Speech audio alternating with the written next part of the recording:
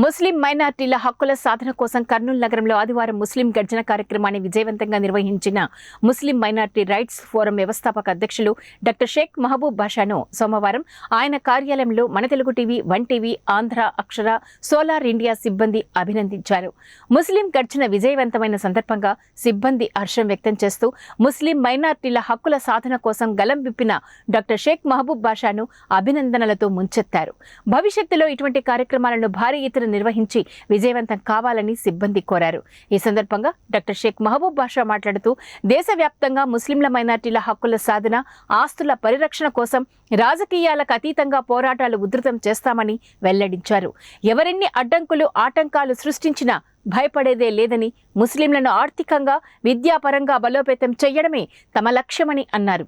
ఎటువంటి రాజకీయ లబ్ధిని ఆశించడం లేదని, ముస్లిం మైనారిటీలకు రాజ్యాంగం కల్పించిన హక్కుల సాధన కోసం ఉద్యమిస్తున్నట్లు ఆయన ప్రకటించారు. భవిష్యత్తులో రాష్ట్ర వ్యాప్తంగా ముస్లిం గర్జన కార్యక్రమాలు నిర్వహించడానికి కార్యాచరణ రూపొందిస్తున్నట్లు డాక్టర్ షేక్ మహబూబ్ బాషా వెల్లడించారు. కార్యక్రమంలో కార్యాలయ సిబ్బంది తదితరులు పాల్గొన్నారు.